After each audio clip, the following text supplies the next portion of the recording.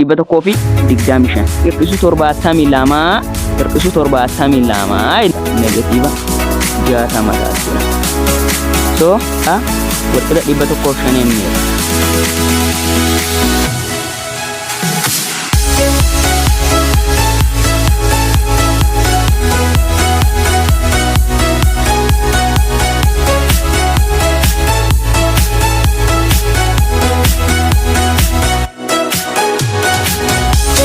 Hordoftoonni fi kabajamoon chaanalii Learnjuu chaanalii Learnjuu kun akkuma beekamu barattoota bifa addaadhaan barnoota akka barachiisaa jiru ni beekama. Har'a immoo barattoota kutaa 8dhaaf gaaffii addaa ministiriirra ni dhufa kan jedhamee abdatamu isaanii fidee jira. Barattoonni chaanalii kana daawwatan hundi keessan hanga xumuraatti akka na hordoftan nan barbaada. Sababni isaas wanta an barsiisaa jiru kun bor ministiriirra dhufee iddoo rakkattanirra jalqabaan akka beektanii dabartan isan beeksisuu nan barbaada. Erga qabxiin ministirii dhufeedhaan qabxii herregaa qabxii kamiyyuu jijjiiruu hin dandeessu. Garuu amma qabxii kee gadi buusus jijjiirus guddisuus ka dandeessu siidha. Viidiyoon kun erga si fayyadu ta'een subscribe godhi jalqabe.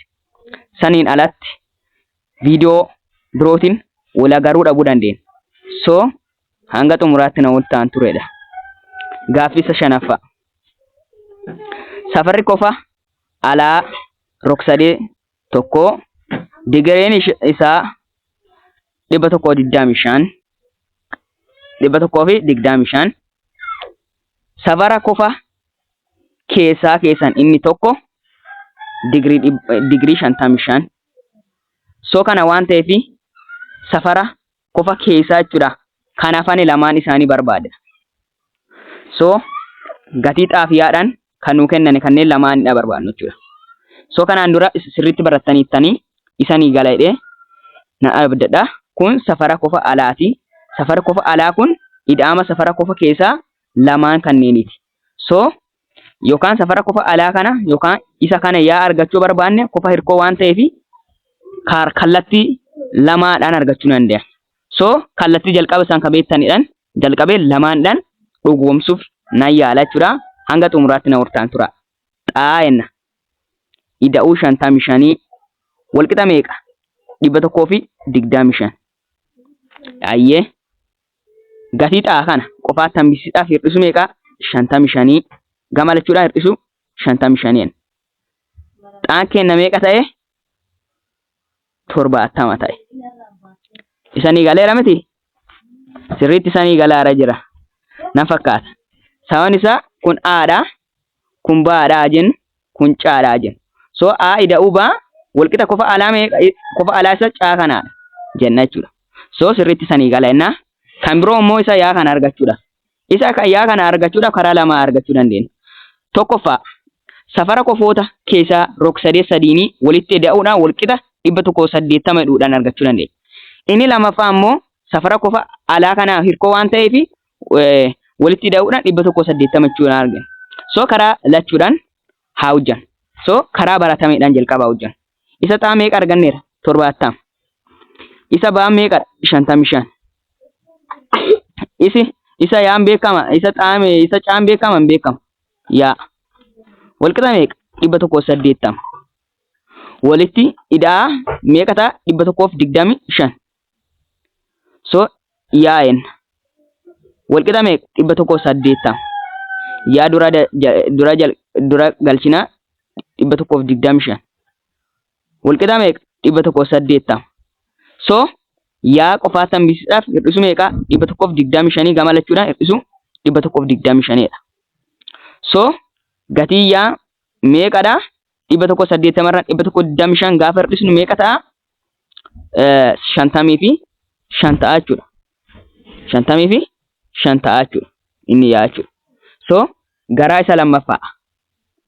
Garaa inni lammaffaa immoo hirkoodha inni irraa miti qofa hirkochuun digirii isaa meeqa akka ta'edha 180 kutaa 6 keessatti baratanii jirtu.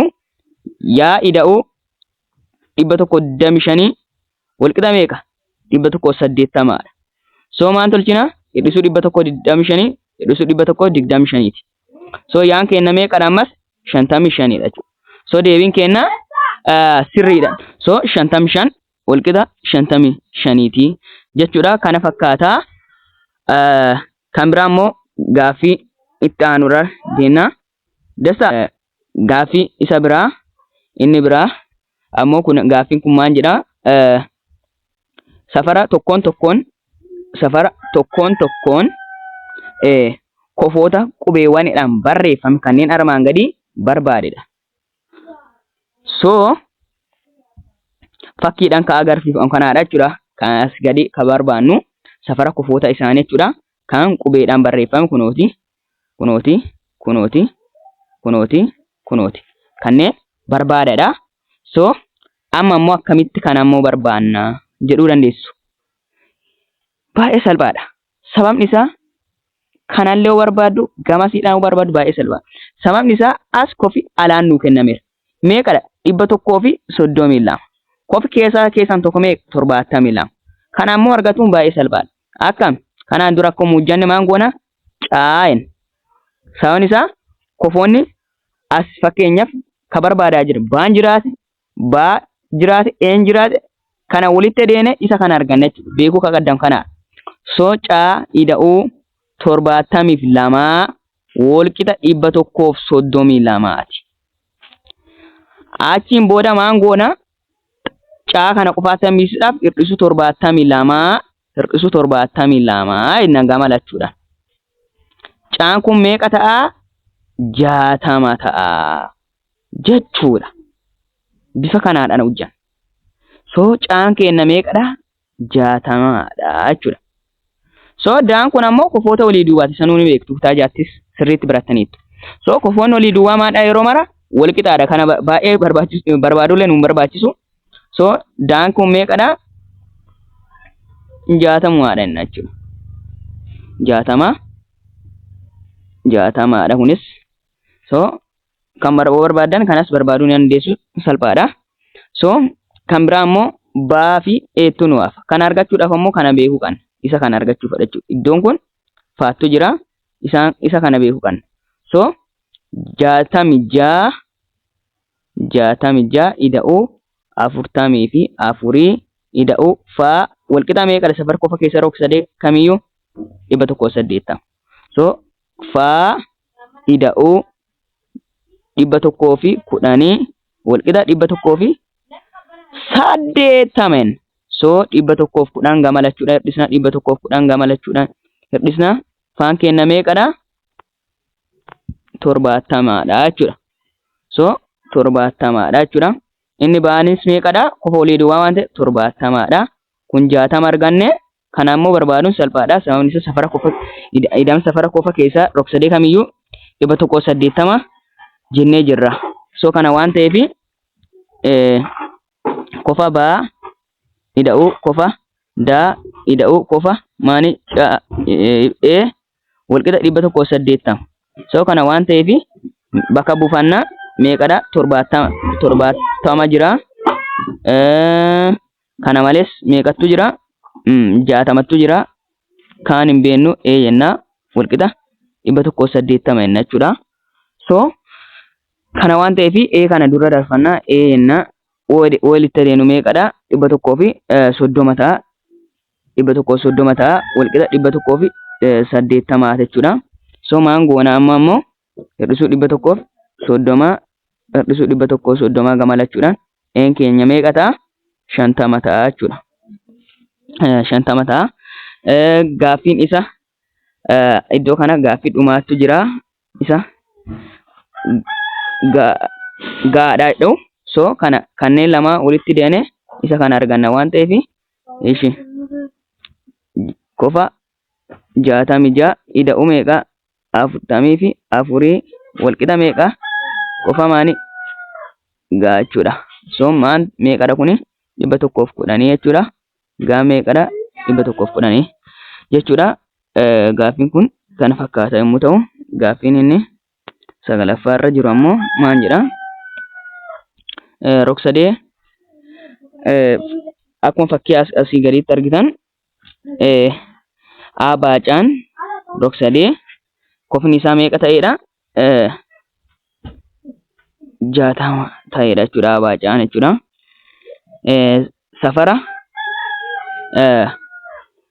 Safara kofa xaa barbaada jechuudha.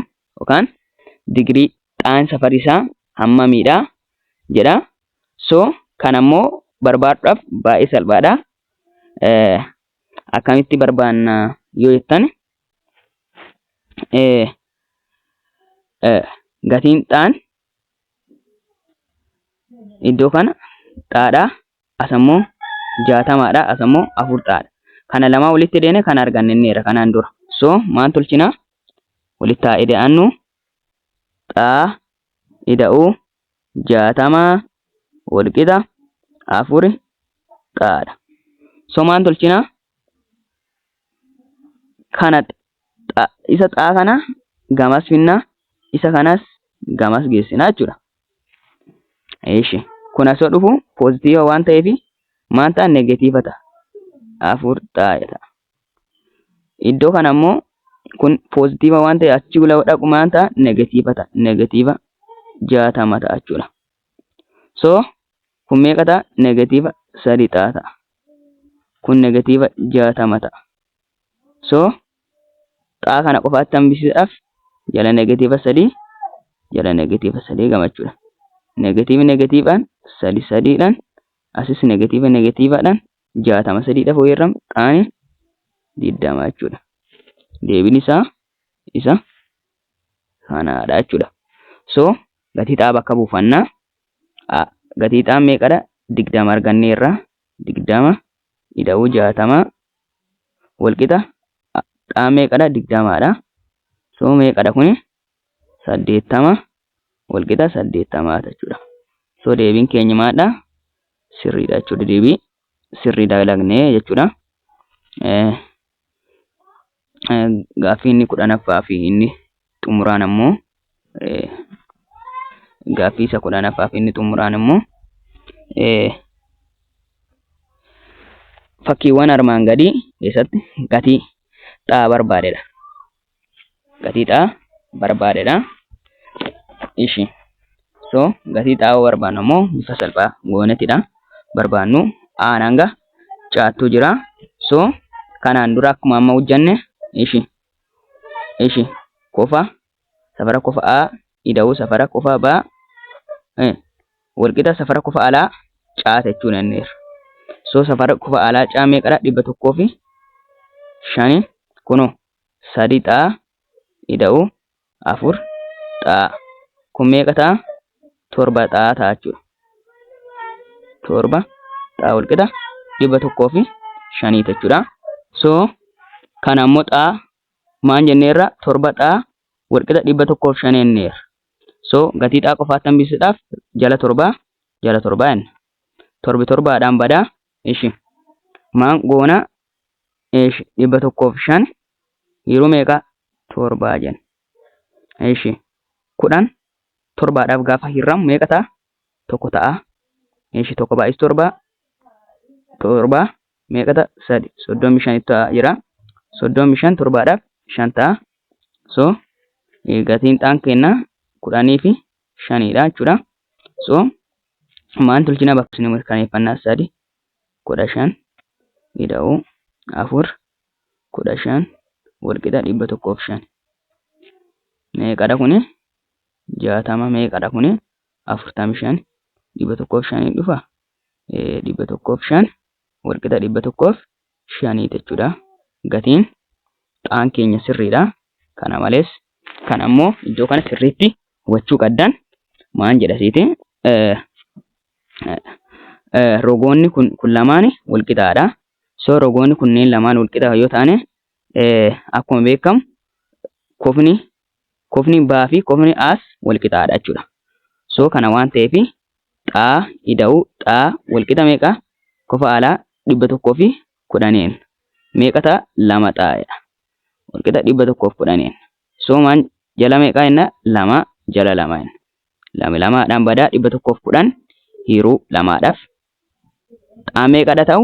55. Ish sirrii ta'uusaa mirkaneeffannaa 55 jechuudha. So kofi A ida'uu qofa ba walqixa 180 sorry 110 jennee mirkaneeffannaa. So meeqadha 55 ida'uu 55 walqixa 110ti. 110 walqixa 110 jechuudha. So deebiin keenya sirriidha inni senna.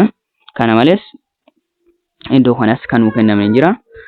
Homaa garaagarummaan qabu wanti sana ajaa'ib barattoota dogongorsuudhaaf kan gaaffii dhufeedha. Barattoonni tokko gaaffii cimaa se'uu ni danda'u.